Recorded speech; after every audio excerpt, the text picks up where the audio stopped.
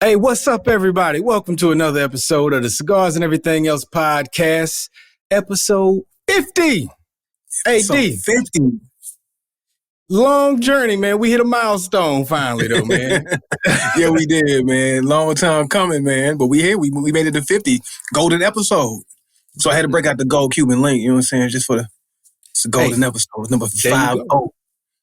Rep it for us. Who we got as the number 50 player? Who gets today's 50, episode? It could be a player from Michigan State who made it to the league. Zach Randolph, number 50. Okay. Michigan, the Michigan State mitten glove, man. Come on now. You got to give it up to Michigan, no? Yeah. Or we can go with David Robinson. David Robinson it is. You know what I'm saying? You know what I'm saying? Because I'm headed off to San Antonio soon. You know what I'm saying? Got to show a little love. I'm fresh back from San Antonio, so yeah. You know what I'm saying? It's the Admiral episode, man. I'm with it.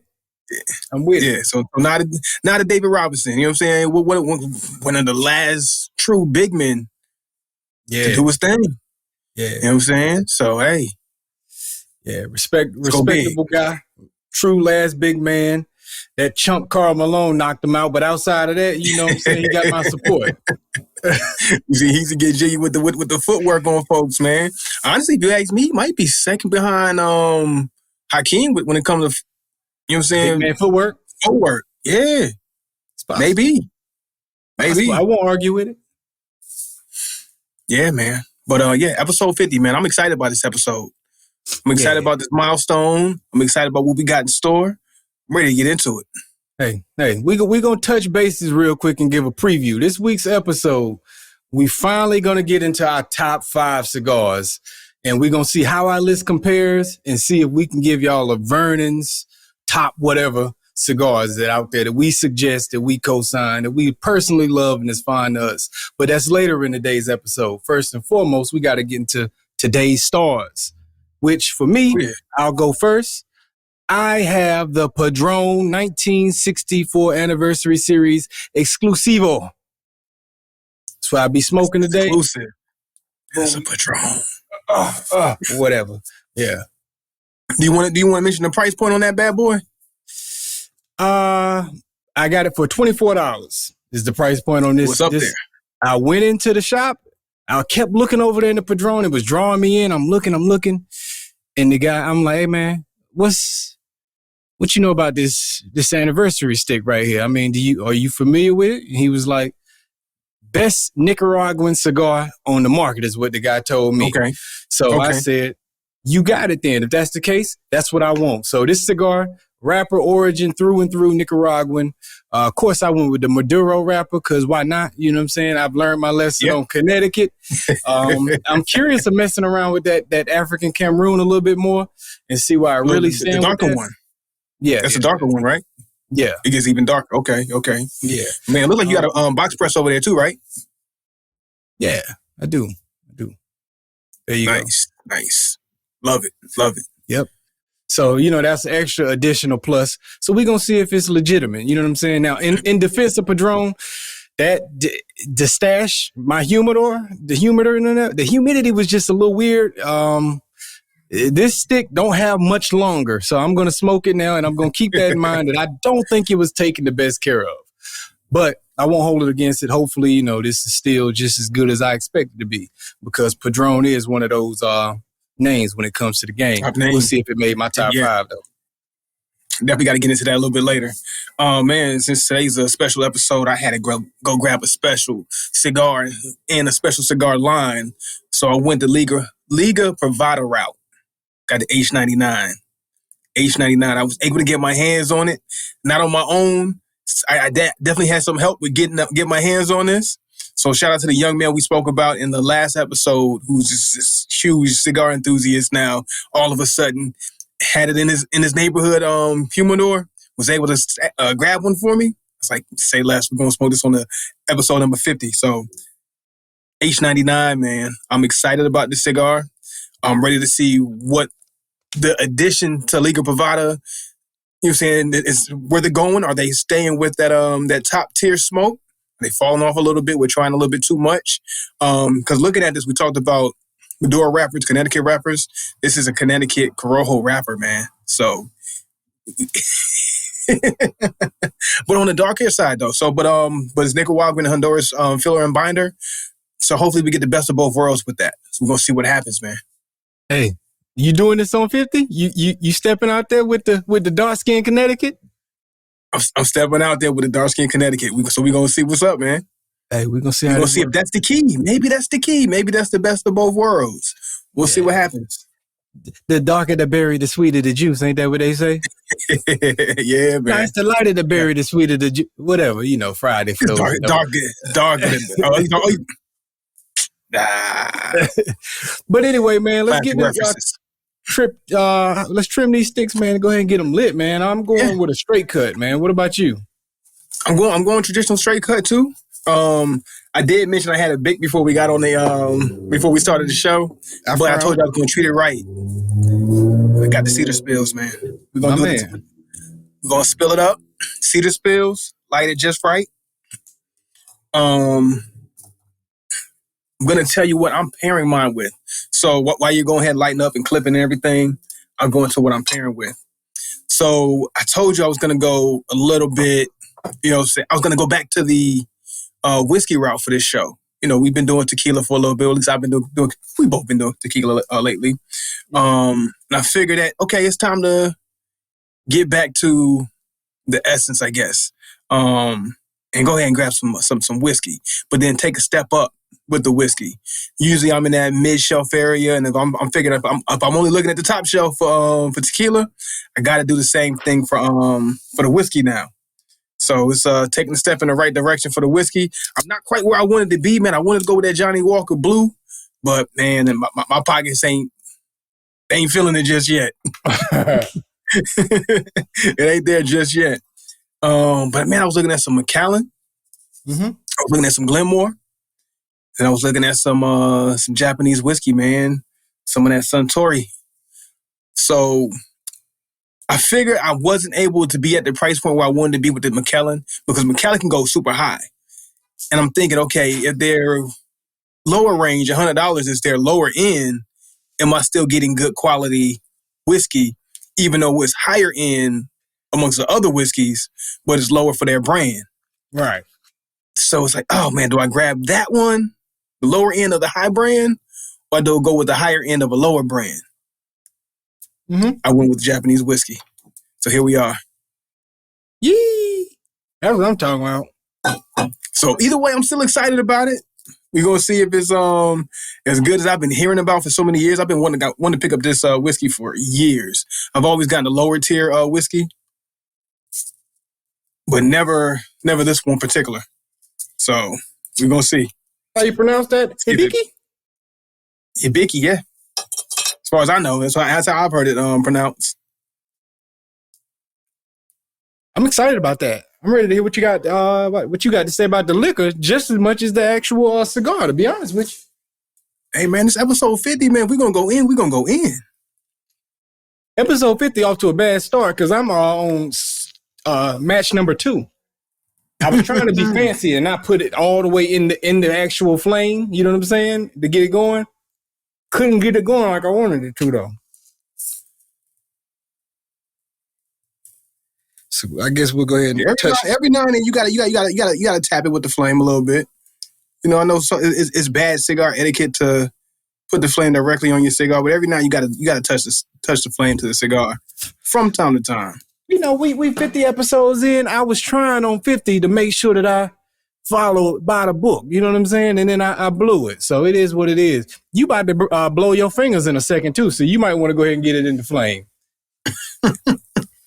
For those of you who are watching the video, pay close attention to Denzel as he goes through this process. Running out of finger space. I'm touching real quick just so I can make sure I get a good even burn. Off camera. He slipped it off camera for those not watching. So, but check it out, man. As far as the actual alcohol that I'm pairing with today, I actually, I was really close to going with just some Hennessy that I had. But I decided not to because I knew you probably were going high end. And it was like, I can't bring that to the party. But I'm not bringing nothing new to the party either. I just went with some Class A, man. Some Class A. But I did throw it on the rocks. I never do that. So on the rocks. Okay. Yes, we're going to see how that is. But what's your initial thoughts on that smell? I saw you just take a whiff of that hibiki. Yeah, I had to check out the aroma, and the aroma is nice. It's a very nice aroma so far.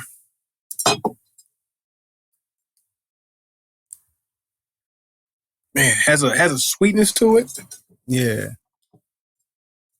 This Padron, initial thoughts right off the bat when as this is lit and it's been starting to put off some nice aroma on this smoke.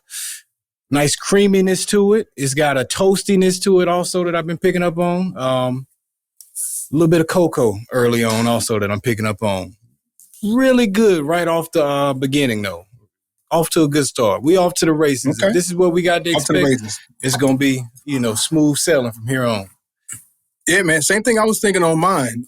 As I was taking my first few puffs, lots of flavor off the top. Not talking like a sweet flavor, like how flavored cigar wrappers are, but for some reason, this has a lot of different flavors coming off the wrapper already. So I'm curious to know how this wrapper was treated. Just off the wrapper, and then a few puffs, a few pulls. So off the cap is just loaded with a bunch of flavors. I have not been able to put my finger on just quite yet. Feels like some cinnamon, maybe. Mm-hmm. Maybe some cinnamon. But that's about all I can kind of point out. But it seems like it's really complex so far, right off the cap. Okay. What about the hibiki? Because you made a face. I was watching. Man, hey, look. Hey. It's nice. It's nice. I'm drinking it neat. So no ice. It's not chilled, room temperature. And it's really smooth. Really, really smooth. It has a bold flavor, but then not an overwhelming, just punch you in the chest type of flavor. It's bold, but then at the same time, it's coupled with some kind of a little bit of a little bit of sweet to it for some reason. So you're not a stranger to the Japanese alcohols. You've been there, done that several times. How does it compare? Is it put you in the mind of what they typically do with their drinks, or is it something different? It's a little bit different. It's a little bit different. Like a lot of the bite is off of it. Like most whiskeys, you're gonna have a bite towards the end. Towards the end of that sip, as it's going down your off your tongue, off your taste buds, it's gonna have a little bit of bite. It curves it completely. Okay. It's like a complete curve. It just rolls off the tongue. You know what I'm saying? Okay. So I like this so far. This is a good go. This is a good go. Definitely worth the dollar amount spent on it. Okay. I'm glad you had it neat too. That was the perfect way to go about it, because that's gonna let you know what you really got. Anything else is something dressing it up. You know what I mean? Yeah. We got to check it for the essence first. Just like we did the Class A. We want to, of course we learn that ain't for mixing, right? But we had to tip it just like it was first. Just so we made sure that we knew exactly what we were getting ourselves into. You understand the whole idea of that particular drink and how it was crafted to be consumed. So right. I had to do it right. But yeah, I'm liking this hibiki, man. It's pretty smooth so far. Okay. Dope. All right. Hey man, we had a big fight last week, man, in boxing. Yeah, we did. It was Gervonta Tank Davis versus Ryan Garcia. Ended in a 7th round knockout? Yeah. Put old boy on his knees, man. Put him to his knees. Put him on his knees. Hey, the reason I'm bringing this up, I'm a person who follows boxing pretty closely, and some of the talk that goes on. I check out the videos and see what people saying. And it left people kind of split. It was a big divide. Really? Now, of course, the initial thoughts from the people on social media and whatnot, they came out and everybody thought he took a dive. Yeah. I've seen that. That was the initial thing. Nobody, he didn't take a dive. You know what I'm saying? We'll make that clear right off the bat. No dive. That was a natural body reaction. You get a hit like that, it's gonna take a minute for your brain to register. Hold on, what just happened? What kind of trauma did I just get myself into? I have to shut this down. Exactly. It took a minute for everything to calculate. Now check this out. The divide comes between the fans and the professional athletes and the people that are actually within the sport. Mm-hmm. Everybody's half and half on did he quit or did he actually get knocked out? Was he stopped? It's a big divide, man, going on. Everybody, half the boxers think he quit, half think he didn't. Half the fans think he quit, half the didn't. And see, well, I can understand you as a fighter, you know what I'm saying, with a person with a background in fighting history. What is your take on it? And that's what I'm going to say. Like, as far as the fans, I can see where the fans will get that idea, right? If a fan's never been hit in a certain way that they know that their body's going to react, they're not going to understand. But for a fighter, and maybe even if a fighter hasn't been hit in that same exact area, like I haven't never been hit in the liver, but I've had the wind knocked out of me. You know, I've been knocked out. You know, a nice blow to the head has kind of got you stunned, and it takes you a minute to get your faculties together. And that's what happened to him. Like, was he fine after? Well, not necessarily fine, but was he cognitive after the count? Yeah. But during that time, it's like your body, I'm pretty sure his mind and his body was having a conversation back and forth. Like, okay, get up. And the body like, no, don't get up. But his mind like, nah, I can get up. I'm good. I'm alive. I can move. I can. And the body like, no. Like if you ever been in a situation where your body and your mind are having a debate with each other, they're having an argument. You know what I'm saying? A polar pull as far as what your body can be able to do and what your mind's telling your body that it can do. It's a struggle. It's a struggle, and that's what he went through. And it's hard for me to understand a fighter not understanding that, even if they haven't taken that same blow, to understand that, hey, look, I can get up, but my body's just not letting me in this moment. Look, you know? See, even if you're not a fighter, if you've been an athlete of some sort, at some point you've had the wind knocked out of you playing any type of physical sports. It don't even have to be super physical sport, but anything where contact takes place, at some point you've had the wind knocked out of you. So you can relate on that level. So for me, I was never a fan of the whole he took a dive. I was never a fan of that. You know what I'm saying? I'm like, nah, that boy was hurt for real. But I am on the side that he quit. You know what I'm saying? But I don't look at him quitting like the way I look at some people when they quit. Some people when they quit, I say, man, he ain't got no heart. He quit. I never looked at Ryan. I respect his quit. If you can respect the quit, I understand it. So I don't hold it against him. It doesn't make me look at him any different. I just look at it like the sky is blue. He quit. Because that's the only thing I can summarize it down to is that he quit. Mm-hmm. Like, and I know you say you can't get the boxers. There's people like Julio Cesar Chavez, the great Mexican, maybe the greatest Mexican boxer of all time. You know what I'm saying? Other than maybe Salvador Sanchez or somebody. But other than that, him, the greatest Mexican warrior of all time. He said, I don't ever want to see Ryan again. You know, Ryan being a Mexican, he took offense to it. He said, I don't ever want to see him again. He felt like he quit. You know what I'm saying? Wow. And I tell you what I think messes us all up where we all say he quit is because he stood up at 10. You stand up at 10, you could have stood up at 9. And I think that's the mindset of all of us. You stood up and walked to your corner at 10. You could have stood up at 9 if that's the case. Now, we all understand why you didn't go out there. But I think, like you say, he had the conversation with his body and his body said, we can't do it. I say there was a conversation in his mind somewhere and it played out where the ref looked at him and at 8, kept counting to 10, didn't wave it off. His corner looked at him, didn't throw in the towel, and only Ryan was there to make the decision. Ryan had to make the decision for himself. No, I can't go. And understandably so, because them body shots be like that. You know what I'm saying? Yeah. But he probably should have just stayed down for about another 5 seconds before he stood up and went. But I think the fight was over. If he would have stood up, He'd have had his arms No, down like this the whole time, and he'd have gave up his chin. You know what I'm saying? Yeah. Or either he would have gave up his body and went back down. He wasn't going to survive the round. It was over. The fight was over with. You know what I'm saying? That's why I say I don't have no judgment for it. I know he was messed up, and I think he made the decision in his body. I know I'm not in the condition to go out here and perform in a way that's safe for me to perform. I don't think he had enough in the tank.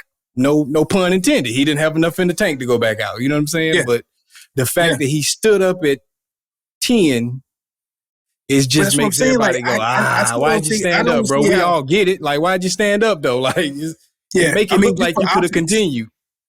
Maybe for optics, him staying down would have looked better.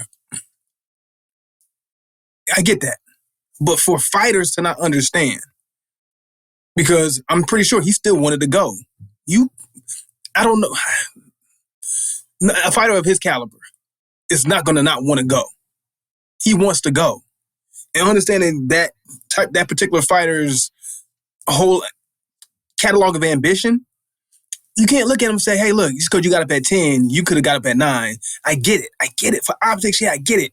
But it's something about those body mechanics when you get hit in a certain way that is just hard to tell your body, let's get up and go when you want it to go. And maybe 10 was the time where his body was able to let him stand up. But even when he stood up, I'm pretty sure his body would tell him, no, you better kneel back down. You know what I'm saying? That's the thing that makes the conversation interesting, because none of us will ever know, you know what I'm saying, what his body was feeling. And because of the type of punch he took, it's always going to be up for that debate. Like, well, just because he stood up don't mean he was really functional yet. You know what I'm saying? Yeah. But the fact that he stood up into his corner makes it be like, if you get hit in the head, you could have continued. Probably smart not to, but it makes it look like you could have continued. You know what I'm saying? Like, if you get hit in the head, right, and the ref waves off the fight because you clearly look unstable, you look wobbly, like you're gonna fall, you're not with your faculties. Everything is just like off, right? Because you got dazed. That's a body daze. Yeah. So his body was similar to his head getting dazed. It's not going to have the same mechanics whenever he is able to stand up. So a fighter can stand up at 6, and just because he stood up at 6, the ref could look at him and be like, nah, man, you ain't going. He stood up at 6, but it's just because the blow to the head is not going to allow you to have that same kind of look and character about yourself that tells you that you can go. That body shot is not going to look the same. Yeah. It's not going to look the same. Yeah. I get it. I get it. That's why it's such a tough one. But that's why I also I didn't lose no respect for him in that. You know what I'm saying? Like, I gained respect for him throughout the fight. But I just look at it like, I don't know how else to put it other than summing it down to, he decided he couldn't go on. Like, that's quitting to me. Like, you know what I'm saying? Mm-hmm. He conceded. He decided. He made a decision. Yeah. It appears that way. Like you say, it's the optics, though. It's the optics. I don't know for real. Optics. Maybe he couldn't go on. You know what I'm saying? But when you stand up at 10 and walk to the corner, it looked like if you stand up at 10, you could have stood up at 9. If you stood up at 9 or 10, you know, you could have went out there and gave up your chin. You know what I'm saying? Like, but and that loss would have been uglier. It would have been uglier. You know what I'm saying? But and I think the other half of it is we've seen so many people take a nasty body shot, react worse, and get up and continue. So I think a lot of people look at it and they compare it to other people that we saw survive it. You know what I'm saying? But you don't know how brutal it was to one person. And just Ryan strikes me as a guy with a lot of ego. Like, some people just ain't gonna ever let you see how much pain they really in. You know what I'm saying? Like, he probably stood up just not to give Tank the benefit of knowing how bad he hurt him. You know what I'm saying? But waited to 10 because it's like, hey, bro, I'm done, but you ain't never gonna see it. Like, you know what I'm saying? Like, I ain't gonna let you know it's that bad, but no, it's that bad. But maybe, you know what I'm saying? But I don't know. I mean, they say there levels to everything, right? I guess there's levels to how much of a warrior you can be also, you know, like. Yeah. Hey, but let me ask you this, though. Go ahead. It's just in another vein, real quick. Do you feel off that fight? Do you feel like boxing's back? That fight, the undercards, and a couple other fights that are in the works. Do you feel like boxing's back? It can be. We got I don't remember. We got Spence and Crawford. They supposed to be in July. We got did you hear about this one? Wild and AJ and Anthony Johnson and Anthony Joshua. No, I haven't heard about that. In Dubai in December. They on the undercard for Tyson Fury versus Usyk. And that's for all the belts. So that's undisputed with Wilder and Anthony Joshua on the undercard in December. Yeah. And then the winner of both fights supposed to meet up in the ring afterwards, and then they going to have like a little tournament because whoever win out of both of those come back. So it could be Wilder Fury 4, depending on who come out of that contest. So yeah, it's some good stuff in the works. Yeah, with everything that's in the works, and with this past fight, like I haven't seen this much hype around a fight in a while. They say it did 1.4 million sales. Before and after. Like the hype leading up to, and then the hype after, everybody talking about the fight afterwards. Yeah. I haven't heard Tyson, Fury, and Wilder, like, of course we had the hype because everybody knows here this is a trilogy type of deal. But still, like the talk up until and then the talk afterwards, I haven't heard this much hoopla and I guess energy put into boxing in a while. Yeah. You know what I think helped it? They like I said, they did 1.4 million in pay-per-view sales in a time where everybody's stealing stuff and streaming. You know what I'm saying?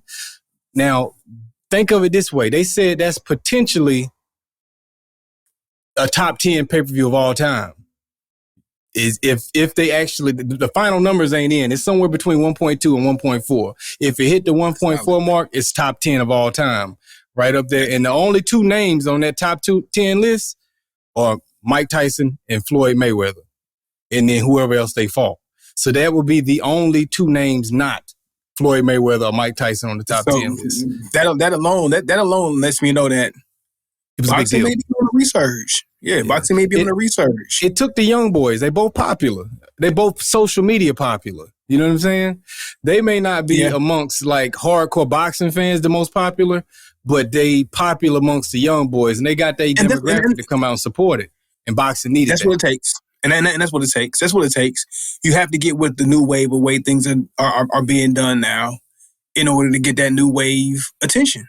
You just have to. You have to. So they did it. It looked like it bode well. Hey, I think boxing's on the resurge, man. Oh, yeah, man. Most definitely. Will it go back to the days of, yesteryear? Who knows? Hopefully. We'll see. It'll be a long walk back that way, but if it does, I'm here for it. I'm here for it. There you go. Hey, man, what's these, let's get into the mid-review of these sticks, man. See how you feeling. Oh, man. Okay. You want me to go first? I go get into mine real quick, man. Okay. My burn is bad, first off. Bad. But let me tell you this, though. That cinnamon. Yeah. Oat. And even a hint of nutmeg. Like, it's like a cinnamon nutmeg mix. It's really coming off that first third. It's really throwing me through. Those are the things that kind of came out to me, like, as I started separating those flavors in the very beginning. And I don't know if the whiskey and all the flavors in the whiskey are messing with the cigar a little bit and making those things kind of stand out, because we do know how you pair your cigar with your drink to draw certain things out of your cigar. And I think this is a perfect. I don't think I could have made a better choice of a cigar and a drink to go pair together. It's been phenomenal so far. Smooth ride. Minus my bad burn, it's been a smooth ride. Like, it's been handling what you would think of a Connecticut wrapper, like a Maduro, man. Smooth. Yeah, it's been handling it that way. I can honestly say that with confidence. Not trying to, you know what I'm saying, jump on like Liga just because it's Liga and them. No, I'm just saying, hey, look, it's handling the ride very well. That's what's up. So mine, starting with the burn, almost as perfect as a burn can be. You know what I'm saying? Almost. Now, the stick itself, you say yours is smooth. Mine is smooth too, man. This is one of the smoothest cigars I've had in a while, man. Smooth. Rolls Royce coming over the speed bump. Smooth. You know what I'm saying? It's smooth. Yeah. Got a little bit of toastiness, some nuttiness, I got a very creamy smoke that I'm picking up on. Nice medium to full body. I have a little bit of cocoa that I picked up on also within that. Okay. And those are predominantly the notes that I've been picking up on the most. But well blended, everything's going well. Like I say, nice aroma coming off the smoke. I've been enjoying it. I've been enjoying it. It's a nice ride. I'm definitely going to ask you about that aroma. Yeah. I like it. Hey, man. Is it that time? Yeah. It's that time. It's that time, man. That time. Hey, for all of you still tuned in, it's time to do our top 5 cigars for Denzel and myself. And then we're going to come together and figure out what Vernon's, as an institution, as an establishment, top cigars are. And that's going to be based off whatever we have in common with one another. And I tell you this, man, like I was excited to do this list. At first, I told you how fun, like, man, first round was fun. I'm knocking people off. Like, they got to go. Get them out of here. Nope, not them. But, man, as we wound the list down to, when I got to 15, I started sweating a little bit. Definitely when I got to 10, man, like, I feel bad. I had to leave some people off my list, some cigar brands off my list. But definitely going to have honorable mentions here. Because it was definitely tough to leave certain names out of my top 5. It was tough. It was tough, man. That last 8, those last 3 that had to go, it was hard. Let me tell you that. Hard. 1 for nostalgia reasons. 2 for just the fact that I know they are really, really, really good cigar brands. But we just had to narrow it down.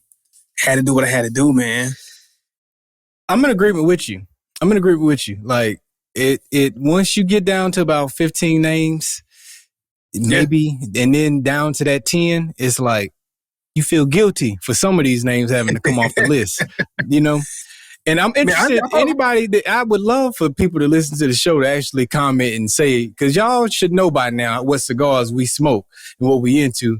I'm interested if anybody is actually shocked by what doesn't make the list, because I think we're going to shock each other with some stuff that don't make the list. Yeah, man. Yeah. For me, I want to preface it with this, and I'll speak for myself because we didn't go over our rules for how we determined our list. But for me, my top 5 is not entirely based on the top 5 brands I believe that there are in the industry. It's just my personal top 5 that I find myself always having a good time with, and then I'm drawn to the most. It ain't got nothing to do with who I think the best is, because some of the ones that I think the best ain't on my top 5 right now. I felt bad about it. Like, same. And we didn't share each other's ideas on how we were eliminating and how we coming to this 5, but my sentiments are pretty much the same. Like, it was just going off of even. And I hate that it was that I had to go this route, but I had to go recent. Like, what do I enjoy recently versus what I enjoyed then? You know what I'm saying? 10 years ago. Because especially now with the more complex palette, knowing what I like, you know, there's some cigar brands and cigars that I love. But then there's some new ones I've had now that just completely knocked my socks off. And I was like, there's no way I cannot put this brand in my top 5 just because of the recent way that they kind of blown me away. But we'll get into all of that. We'll get into all of that. And maybe we'll revisit this annually and see how our top 5 change and see who stays around. You know what I mean? That's a good idea. That's a really good idea. Yeah. All right. With that being said, because we do know before you go forward, because we do know brands fall off. Yeah. We do know brands fall off. We talked about that so many times. Yeah, because the homie Alex would have been in our top 5 once upon a time, but once upon a time, yeah. He got marked off. Did he? Was he even on the list? I don't remember. I don't even remember marking him off. I think he was. I know I marked him off. I guess like he ain't up here. Definitely was on the list.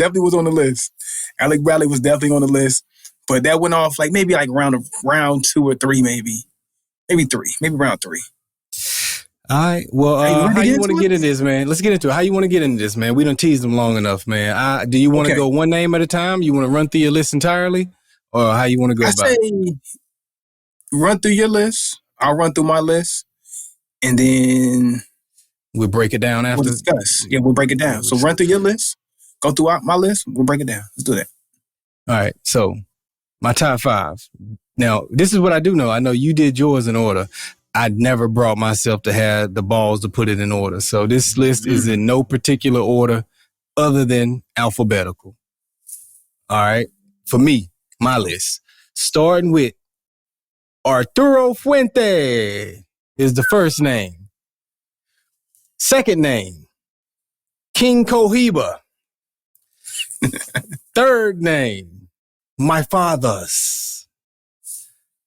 My fourth name, Oliva. Mm-hmm. My fifth name, Mr. Rocky Patel. Gotta have Rocky up there. We will have, talk about it. I have one honorable mention, and it goes to big shout out to Drew Estate. Drew Estate is my honorable mention because Drew Estate, I felt so bad about not having you in my top 5 because you belong there. I enjoy a lot of your sticks. And the reason why you did not make my top 5 and you ended up as an honorable mention is just because I saved my list for my 5, I guess, my hardcore cigars. You know what I'm saying? Like the ones that's true to the game. You know what I mean? Like, not that Drew give you a little bit of this, a little bit of that. I love Drew Estate. That's why it's an honorable mention. Out of all the names that could have been an honorable mention, Drew Estate is, because there was a part of me that said, how dare you not put Drew Estate on the list for that reason. But I did not. But that is, Drew Estate easily could have knocked. Drew Estate might could have knocked Rocky off that list. I don't know, or either Arturo. You know what? I think if you talk about cigar brands that go head to head, before I go into my list, I think right now Rocky Patel and Drew Estate, if it wasn't for their collaborations, I would say they would be like the biggest rivals. You know what I'm saying? They fight for that same lane. Except Rocky go a little more hardcore, and Drew is more willing to, be in and out. Drew is like water. You know what I'm saying? Like, yeah. So, so like, I would say they would be in the same, like you said, the same vein, and they would go head to head. So if you had to flip flop one of the two, those, if you had to flip flop one of the two, it would be those two brands, man. But yeah, shout out to your list. You see my reason. That was it. Dope list. And a lot of those names, well, not a lot of those names, but a couple of those names you had on there are a couple of names that was hard for me to get rid of, man. Yeah. Hard for me to get rid of. So I got my top 5. I did do my top 5 from 5 to 1. So I did rate mine. And you might hate me for the way I numbered these from 5 to 1. But here we go. So number 5. Starting my top 5. Cohiba. The King. Cohiba. King Cohiba, number 5. Number 5. So that means that's 4 that I picked over Cohiba. Right. Number 4. Davidoff.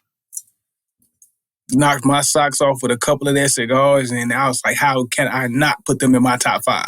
Yeah. Right now. Right now. We're not talking about 5 years ago. We're talking about right now. So Davidoff made my number 4.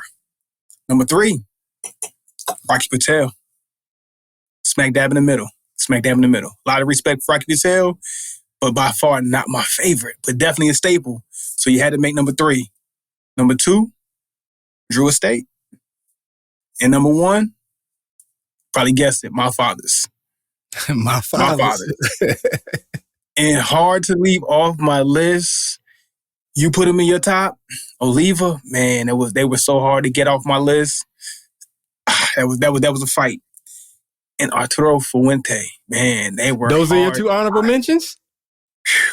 And then also Romeo Julieta. But those are my 2 big honorable mentions.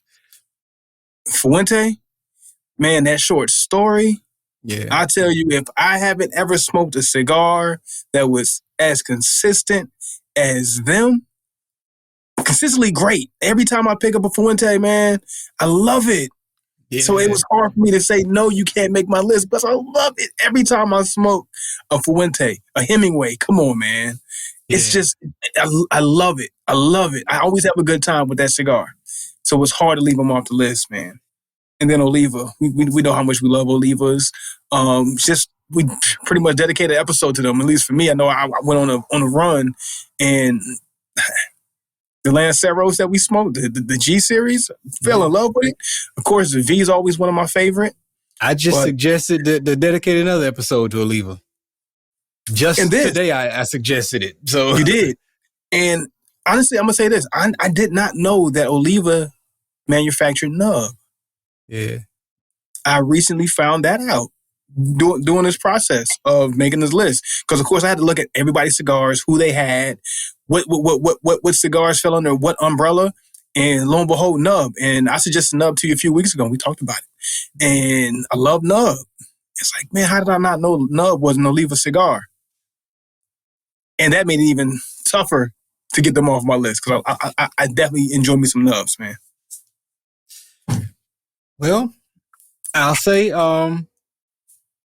we had pretty much the same list once we involved honorable mentions.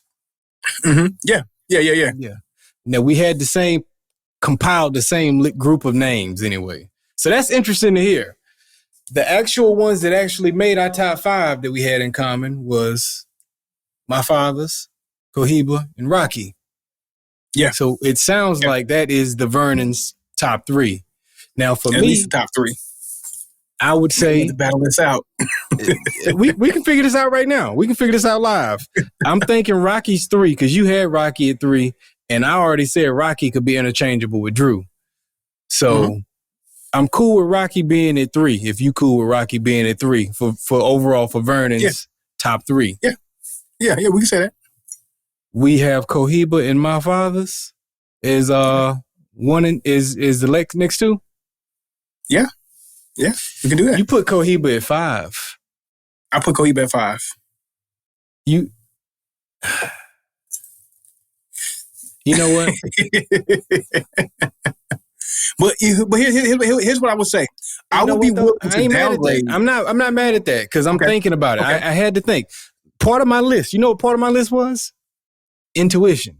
I had to just trust my gut and how I feel about a brand and my experiences with it. Because you're not going to remember every cigar experience you had. Some of the names stand out more than others. Sometimes in life, you just remember how something made you feel more so than the details and the semantics of a situation. So there's a certain part of it that's just intuition. And my intuition says I have a more near and dear relationship with Rocky than I do Cohiba. So I'm okay with Rocky being 2. Even with Cohiba being your very first cigar? Yeah. Cohiba took my virginity, but at the same time, me and Rocky had a lot of rendezvous. We had a lot of rendezvous. We hung out a lot more than me and Cohiba afterwards. You know what I'm saying? Me and Cohiba had a couple flings. Me and Rocky had a whole relationship. So, pause. So I'm cool with going Rocky 2. And you know who number 1 is. You let me know if you're in agreement with this or not, though. You let me know how you feel. Let's work it out. Are we overall putting my father's number 1? I'm very content with that. I like it. I have a hard time putting Rocky over my father's. And if we're talking about, now we have to talk about our experience.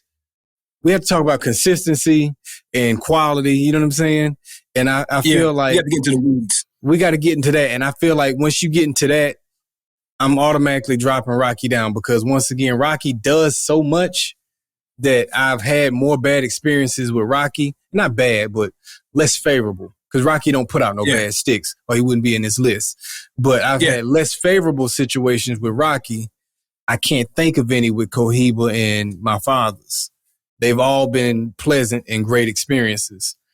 So that automatically, for me, if we're going to narrow it down to how great something was, how great my experiences is, then Rocky goes 3.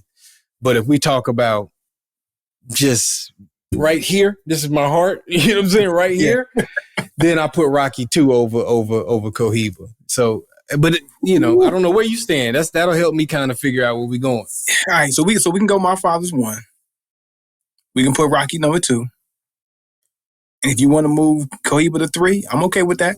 I'm okay with that. I am willing, like I was about to say, I am willing to downgrade Drew Estate. I am willing to. No, but I'm talking about just a top 3 for Vernon's right here. Yeah.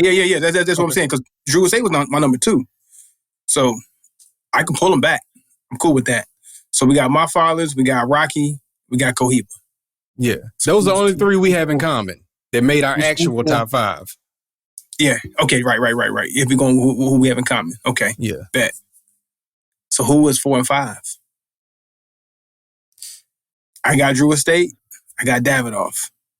You got Fuente. See, I didn't have Davidoff on my list. So we have to go with stuff we had in common. So Drew Estate made my honorable mention, and Fuente made your honorable mention, and it made my actual list, and Drew Estate made your actual list. So they can stay. Okay. And who else was your honorable mention? You had 2. Oliva. We're at 3 now. We got Oliva, Drew, and Arturo. Those are the ones. 2 out of 3 of those get to make it because we're looking for a 4 and 5. Man. Let's go Drew. Let's narrow it down to Fuente and Oliva. That's gonna be hard because Drew was your number 2, and I owed Drew to make the list last time. So okay. I'm paying Drew back right here. Drew makes the Vernon's top 5, regardless. Right. I'm gonna say we'll figure out Drew's placement. So now we're down to the last. No, matter of fact, no. Matter of fact, Drew automatically, they got to be fighting for 4 and 5 because the top 3 got to be the ones we had in common. Now, So now this is 4 and 5. So Drew, I'm gonna put Drew in. But Drew's in there. He's 4. Let's go 4. Let's go 4 for Drew. Okay, so who's taking the last spot? Because Drew was your second, and I owed it to him, so he got to be 4. He don't even need to be debated. He don't need to go. So now this is gonna be tough for you. Are we battling? We're battling Fuente and we're battling Oliva for 5. Those were your 5. Yeah.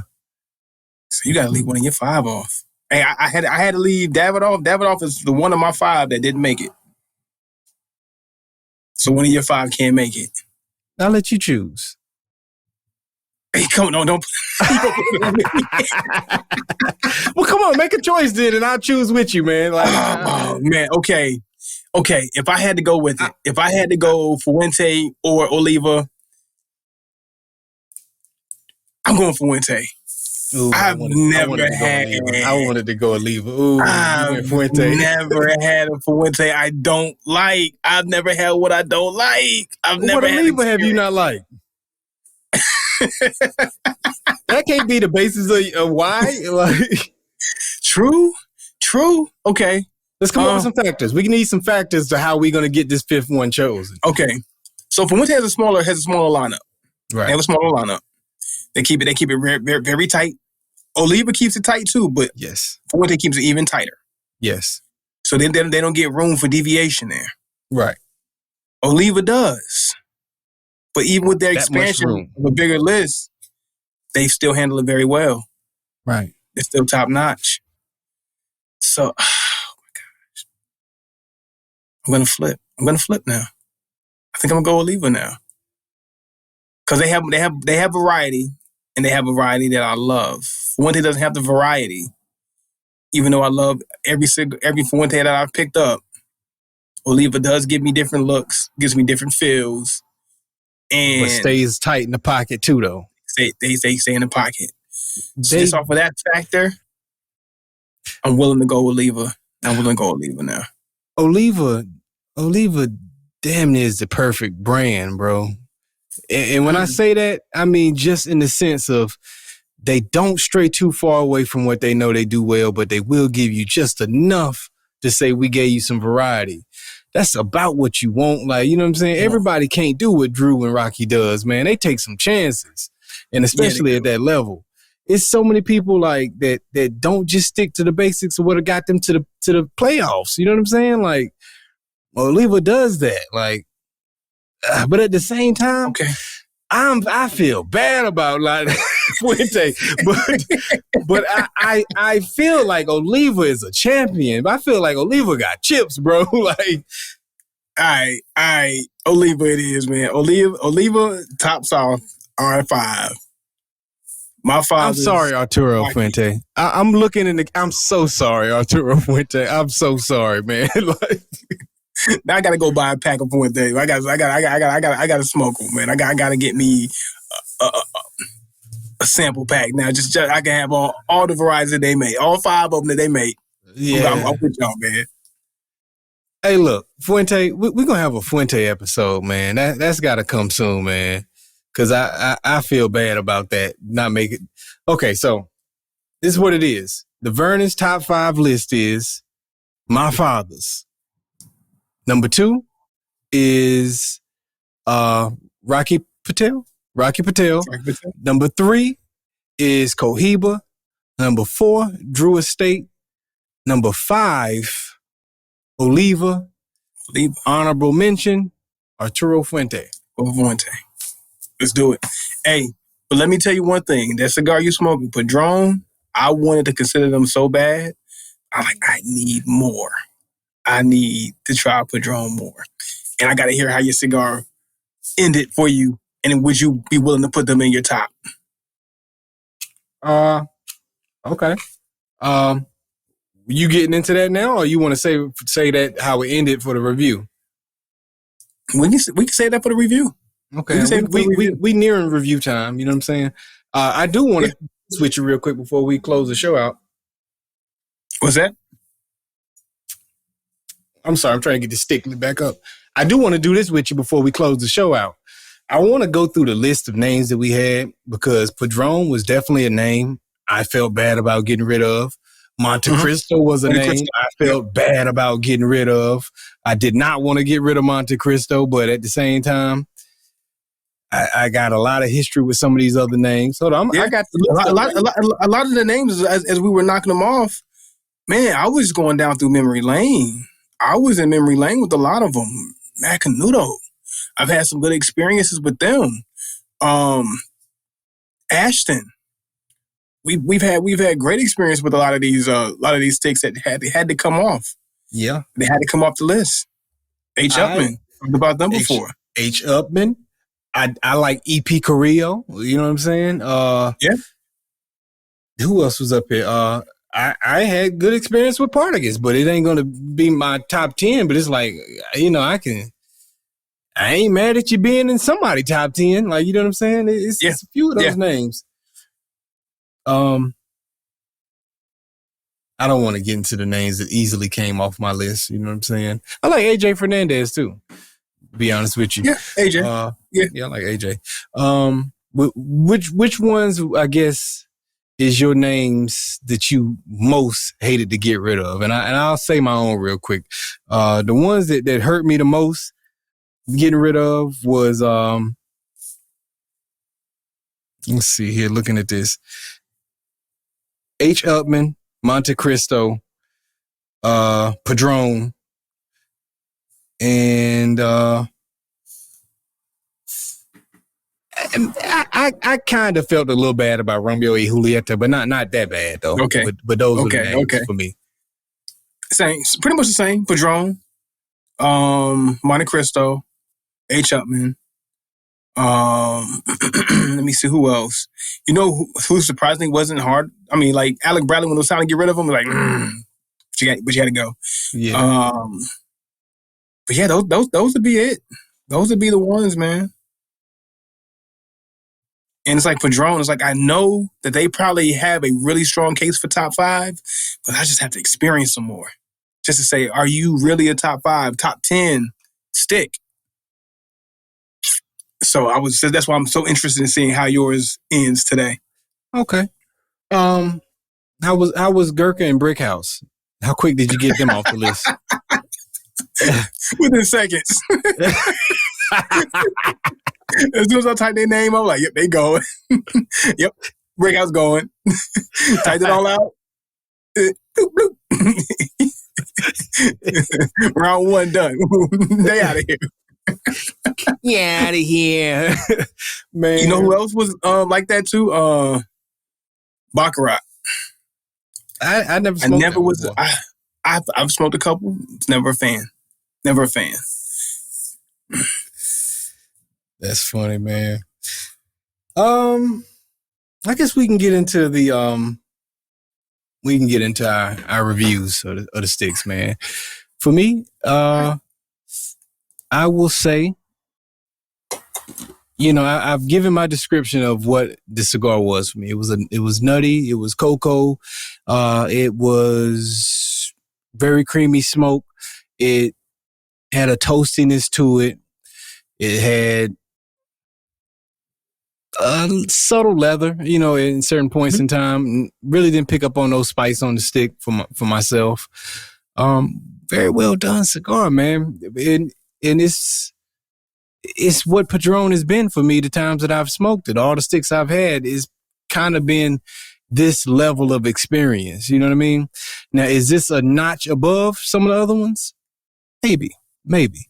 Because I am about to rank this very high for a stick. You know what I'm saying? This was a good stick. Am I willing to go jump out there like my man said and say this is the best Nicaraguan through and through stick on the market?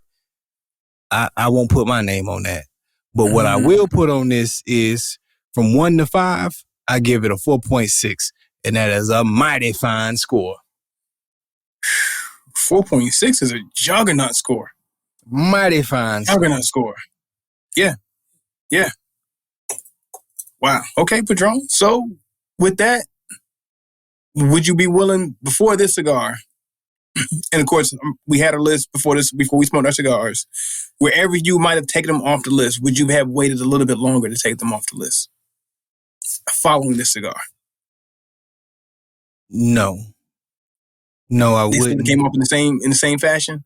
Same fashion, because some of my list was based on fondness, and that comes over time. So Padron still got to build that relationship with me. But moments like these are the moments that those relationships are made of. So this is a step in the right direction. This is a step to make me continue buying, and maybe by 2024, when we revisit our list, they might be there. You know what I'm saying? But they just didn't have enough.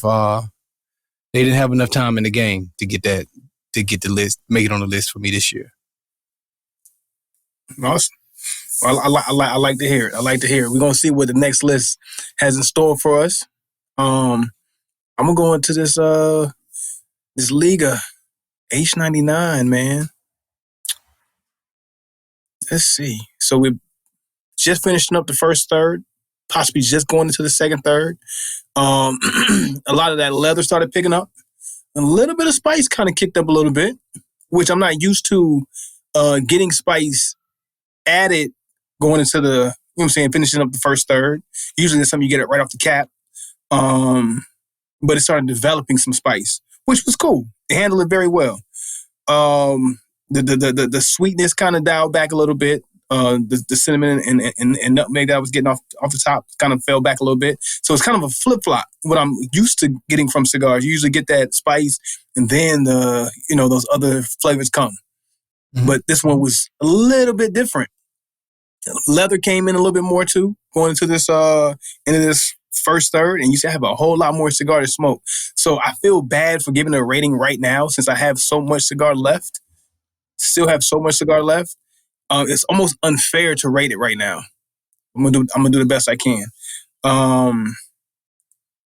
Not my favorite Liga. Am I happy that I was able to get my hands on this? Yes, absolutely. And I'm ready to see what the rest of the cigar does.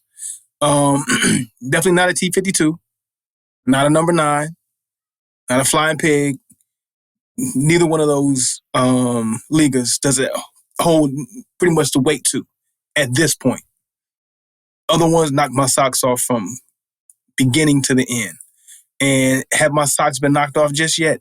No. But am I willing to rate the cigar in the 4s? Yes, I am. Up to this point, I'm going to give it a solid 4.0.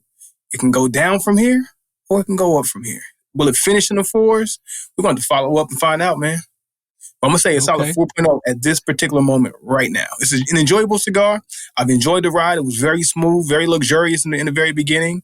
Kind of gave me some flavors that I'm not really feeling with the spice and the leather kind of coming in now.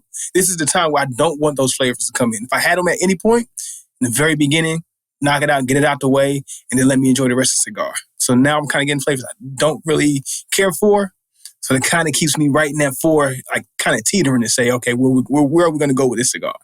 So we're going to say a 4.0 right now for the H99. Let me ask you this. Same question you asked me. You said if I'd had this Padron ahead of time, would that have affected my rating? If you'd had this Liga ahead of time, would that have affected your Drew Estate rating at number 2? I'm going to say no. But I'm going to say if this is the first and only Liga that I've ever smoked, they probably wouldn't make my top 5. Because we've had some 4s and some other brands that didn't make our top 5. But if I didn't have those strong experiences with the number 9 and the T52 and all the other Drew Estates that we smoked and we've enjoyed, then if this was my introduction experience to Drew, it wouldn't make my top 5. Okay. Interesting. But I didn't think it would, even when I asked you that, because I know you've had way too many Drew Estates in your day for you to, for this. Drew is going to be probably in your top 5 for a while, if I had to guess. It's going to take a while to knock them off. It'll take a while. Just, hey, pick up a T52 and tell me that's not one of the best cigars you've ever smoked. Yeah. I would be hard pressed to find anybody that would tell me no. Right. I'm just saying. There you go. Well, you guys got our top 5. That was rough. We didn't want to do that one, but we did it. It's done. So you got our individual top 5s, and you got us as an establishment who we came together to agree on our top 5 cigars. So any of you guys who are new to cigars, pick up any of those 5 from any of those lists and go out and get busy, man. You'll have a good time with any of those, man. Those are all brands we co-sign. All right, that was the David Robinson episode, the Admiral. Good old San Antonio Spur episode. The Riverwalk. The Riverwalk, right here, man. You just witnessed the Riverwalk, man. Hey, we get with y'all next week. Thanks for tuning in to the Cigars and Everything Else podcast. Yes, sir. Keep them sticks up.